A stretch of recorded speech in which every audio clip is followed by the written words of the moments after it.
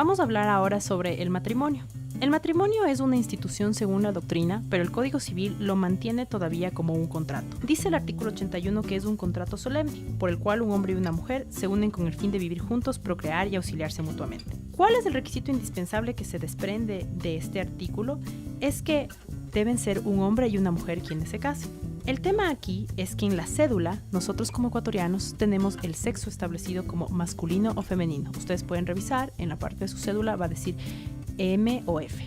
Claro que esto no es cambiable a menos que ocurra un error, lo dice la ley de datos, pero el error no tiene que emanar de haber colocado masculino o femenino cuando la persona sea de otro sexo por una orientación, sino más bien tiene que emanar de que el acto por el cual se colocó masculino o femenino en la cédula sea un acto nulo. Esto quiere decir que si una persona nació siendo hombre y se colocó en la cédula mujer por un tema de error de la persona del registro civil, eso sí se puede cambiar. No se puede cambiar en la cédula el tema del masculino o femenino si una persona pasa de ser transgénero o tiene un tema de transexualidad, salvo que esta persona lo coloque como un tema de género. En las reformas del 2015 se introdujo en la ley de datos la posibilidad de que las personas pudieran incluir el género, ¿sí?, sin perjuicio de que se coloque también el sexo.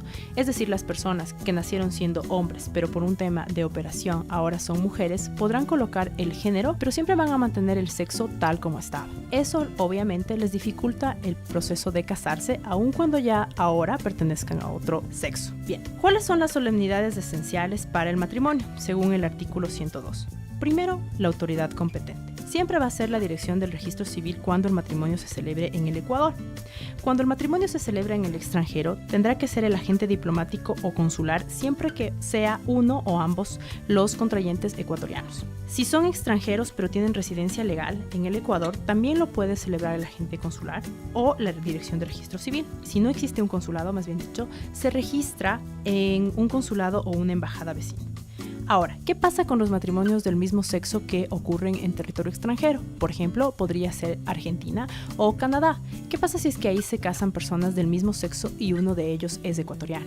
En el Ecuador, ese matrimonio no surte efecto alguno. Lo dice el artículo 54 de la Ley de Gestión de Datos. ¿Cuál es el segundo requisito esencial para casarse? Comparecer por sí mismo o por poder especial. Obviamente, el poder especial tiene que ser notariado. Muchos se preguntarán cuándo puede ocurrir que una persona no comparezca a su propio matrimonio. La verdad es que esto ocurre cuando hay un extranjero que por temas de visa o estadía legal en el Ecuador no pueden quedarse aquí en el Ecuador o no han tenido sus papeles en orden pero desean casarse. Ellos pueden sin ningún problema dejar un poder y la persona que los representa comparecerá por ellos y los casará. Ellos estarán tranquilamente casados con un ecuatoriano. Ejemplos de esto han ocurrido, por ejemplo, una persona que vivía en Suiza, era una persona suiza y se deseaba casar con un ecuatoriano, vino al Ecuador después de 3 años de noviazgo y quería casarse con él, vino solamente de vacaciones y obviamente su estancia aquí era de turismo. Ella no se podía casar porque le faltaban los documentos de residencia que le solicitaba el registro civil para casarse. Lo que ella hizo fue nombrar a una persona que le casara y con posterioridad ella se casó. El segundo es carecer de impedimentos dirimentes. Uno de los impedimentos dirimentes es no ser autor o cómplice de delito o tentativa de asesinato, sicariato o femicidio. Más bien dicho, no casarse con el autor o cómplice de delito, tentativa de asesinato, sicariato o femicidio del cónyuge. ¿Cómo puede ocurrir esto? Uno se preguntaría. El tema es que cuando una persona muere por haber sido asesinada o producto de un sicariato o un femicidio, no se determina inmediatamente quién fue el autor o quién fue el cómplice. Entonces una persona puede estar casada y luego de un proceso legal que le hayan seguido, saber que se casó con quien fue el autor o cómplice del delito de tentativa de asesinato, sicariato o femicidio de su cónyuge. Ser menor de 18 años de edad. Antes de las reformas del 2015, los menores de 18 años de edad se podían casar siempre y cuando contaran con la autorización de sus padres. ¿Quiénes se podían casar? Los que eran púberes, es decir, las mujeres mayores de 12 y los hombres mayores de 14 años. ¿Qué producía esto? Esto producía índices de pobreza muy altos. Obviamente las personas que caían en estas circunstancias tenían que dedicarse a cuidar de sus hijos y no podían seguir estudiando, lo que incidía en que tuvieran niveles de pobreza elevados. En el Ecuador, la Convención de los Derechos del Niño observó esta situación y dijo que no se podía mantener el matrimonio de los menores de 18 años de edad. Por eso esto se convirtió en un impedimento dirimente y ninguna persona menor de 18 años de edad, ni siquiera con la autorización de sus padres, puede contraer matrimonio. De hecho, de adquirirlo, el matrimonio sería considerado nulo. Contar con un vínculo matrimonial anterior no disuelto. La bigamia en algún momento en el Ecuador fue penada por la ley y las personas bígamas iban y eran detenidas y se mantenían en el penal. Sin embargo, hoy ya no es un delito, pero sí constituye una sanción anulable del matrimonio. El matrimonio que se anula es el segundo o el tercer matrimonio. El primero se constituye válido, porque yo no me puedo casar con una persona que no ha disuelto su vínculo matrimonial anterior. ¿Cuándo podía ocurrir esto? Esto podía ocurrir cuando los datos del registro civil se llenaban a mano. Hoy eso casi es imposible, pero sí puede ocurrir en los temas de los extranjeros que se casan con personas ecuatorianas en el Ecuador. ¿Cómo puede ser esto? El registro civil les pide una declaración de estado civil a las personas extranjeras que vienen de fuera. Muchas de ellas hacen una declaración de soltería, como ocurre de las personas que vienen de España. Sin embargo, no todas las personas traen esas declaraciones y tienen que hacer declaraciones juramentadas en el Ecuador. Esto puede, de alguna manera, producir que la persona declare falsamente en un estado civil que le permitiría casarse cuando en realidad no lo tiene. Por ejemplo, una persona puede decir que es divorciada cuando en realidad continuaba casada. ¿Qué produciría eso? Que el matrimonio producido en el Ecuador sea nulo frente al matrimonio que tiene en el extranjero. Las personas con discapacidad intelectual que afecten su consentimiento y voluntad tampoco pueden contraer matrimonio. Evidentemente, si no saben lo que están haciendo o no saben cómo lo están haciendo o no caen en la consideración de qué es lo que están haciendo, obviamente no pueden contraer matrimonio. Y por último, los consanguíneos en línea recta y hasta el segundo grado civil de línea colateral. Evidentemente, no me puedo casar con mis hermanos ni con mis hijos. Por consiguiente, este matrimonio es igualmente nulo. Bien. ¿Cuál es otro de los requisitos indispensables para casarse? Manifestar su voluntad de forma libre y espontánea. Quiere decir que yo tengo que ir directamente al registro civil y casarme de una forma libre, sin haber sido forzado, sin haber caído en el error, sin haber tenido alguna coacción de ninguna manera. ¿Cómo se afecta el consentimiento? Por todas las afectaciones del Código Civil: error, fuerza y dolo. Cuando la fuerza constituye una causal de afectación del consentimiento y por consiguiente puede constituir una causal de afectación del consentimiento para el matrimonio, cuando una persona teme o le causan una impresión fuerte sobre su vida, la vida de su cónyuge o la vida de su familia, de que algo malo le va a ocurrir.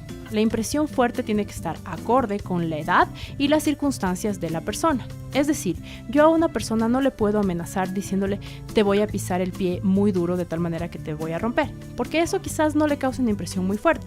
Pero sí le pudiera decir a una persona, yo sé dónde viven tus padres, tus hermanos, tus primos, toda tu familia y pertenezco a una banda de sicarios que estoy en la capacidad de matarles a menos que tú consientas en el matrimonio. Eso constituye un matrimonio hecho por fuerza porque obviamente la persona irá a casarse bajo estas circunstancias. Ahora, esto ocurría mucho y el mejor ejemplo que se puede dar es el caso de las personas adolescentes que contraían matrimonio. Cuando una adolescente de 15 años quedaba embarazada de un adolescente de 17 o de 18 años, los padres de esta chica amenazaban al mayor, al novio, con meterle preso por estupro si no contraía matrimonio. Es el mejor ejemplo de un matrimonio que ha sido forzado. Bien, el error. ¿Cuándo el error constituye una causal de vicio del consentimiento para el matrimonio? Cuando el error afecta la identidad de la persona. Muchas veces ha ocurrido que el registro civil, ahora que todo está automatizado, se ha dado cuenta de que ha colocado mal el orden de los nombres o mal el orden de los apellidos. Una persona que antes se llamaba Mario José, de repente se dan cuenta que en su partida original de nacimiento constaba como José Mario. Este error no es capaz de viciar el consentimiento del matrimonio porque en realidad solamente constituye un error en cuanto al nombre, pero no en cuanto a la identidad. Un error en cuanto a la identidad podría ser que una persona se case con alguien que parecía ser una buena persona, pero terminó siendo un tratante de personas. Tenemos la discapacidad intelectual. alguien que se case con una persona que tiene discapacidad intelectual, es evidente que el matrimonio sufrirá de nulidad y no puede celebrarse, porque una persona con discapacidad intelectual difícilmente sabrá que está celebrando el matrimonio. Necesitamos también, como uno de los requisitos indispensables, contar con testigos hábiles. Según el Código Orgánico General de Procesos, toda persona puede ser testigo hábil, con excepción de aquellas que son absolutamente incapaces o los que padecen de enfermedad mental que les prive de la capacidad de percibir o comunicar objetivamente la realidad. De ahí cualquier persona mayor de edad, es decir, plenamente capaz, puede ser un testigo hábil para celebrar el matrimonio. Ahora, lo que quedaba por decir respecto al matrimonio es que a partir del matrimonio se forma la sociedad conyugal, a menos que la pareja haya decidido tener otro tipo de sociedad. La sociedad conyugal implica que lo de los dos, a partir del momento de la celebración del matrimonio, es de los dos. Siempre digo, todo lo que está en la billetera de los dos cónyuges pertenece a ambos. En este caso, ¿qué sucede antes del matrimonio? Y es importante que nosotros tengamos en cuenta o recordemos. Antes del matrimonio, las cosas que fueron adquiridas por los cónyuges le pertenecen a cada uno de los cónyuges. Es decir, si un cónyuge se compró ya una casa, se compró un carro o tenía dinero, eso le pertenece plenamente al cónyuge que lo tenía. Obviamente esto tiene sus particularidades. La casa debió haber sido pagada al menos en un nivel mayor al 50% y el carro igual. ¿Qué sucede con el matrimonio? En el matrimonio se produce la sociedad conyugal. La sociedad conyugal produce que ambos o las cosas que adquieran ambos, sea bienes, dinero, especie o cualquier situación, les pertenezcan a ambos, con las excepciones de herencias, legados, donaciones y bienes propios, que fueron los señalados anteriormente y siempre que hayan sido comprados en un nivel mayor al 50%. Visítanos en nuestras oficinas. Sede Osla Park, planta baja. Sede Kerry, bloque 7.1.